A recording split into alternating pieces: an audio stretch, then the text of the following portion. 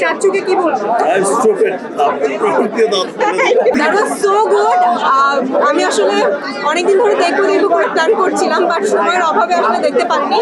But remote ফার্নের team আমরা আসলে দেখার ডিসিশন নিয়েছি। So that was so good.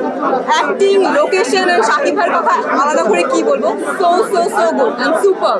দরদ দেখবো আমারও প্ল্যান ছিল, বাট আমি যখন প্রথমে শুনতে পেলাম যে আমাদের মেগাস্টারের সাথে বসে তার সিনেমা দেখতে পারবো, এত বছর পর এরকম একটা সুযোগ কে মিস করতে চায়। তো প্ল্যান করেছি যে না, এখানেই দেখবো, একসাথে সবাই দেখবো। তো সব মিলিয়ে দরদ তো অনেক ভালো হয়েছে, এটা আসলে আমরা জানতেই পারি। সব কিছু দেখলে মানুষ কেমন হচ্ছে, হল রেকর্ড সব কিছু দেখলে আমরা জানতে পারি দরদ কেমন হয়েছে। কিন্তু এই যে এক্সপিরিয়েন্স, মেগাস্টারের পাশে বসে সিনেমা দেখা, এইটা আসলে কোনো তুলনা হয় না। অ্যান্ড ওভারঅল মামুন ভাই, কংগ্রাচুলেশন।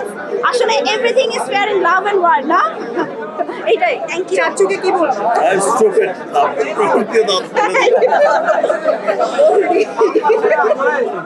দর সিনেমাটা আমার কাছে খুবই দরদিয়া লেগেছে, একদম যেটাকে বলে যে আমাদের মনকে স্পর্শ করে যায়, আমাদের মনকে ছুঁয়ে যায়, আমার মনকে ছুঁয়ে গেছে।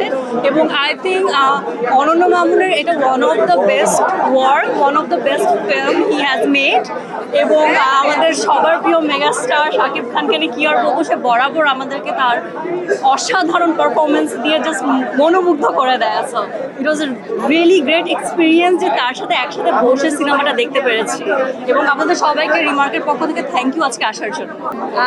সুপারস্টার শাকিব খানের সাথে বসে মেগাস্টারের পাশে বসে সিনেমাটা দেখেছি, এর থেকে আর বড় কিছু হতে পারে না। আর দরদ এমন একটা সিনেমা, আমি যেটা দেখলাম, দরদ দেখে মনের মধ্যে আসলে দরদই আসে।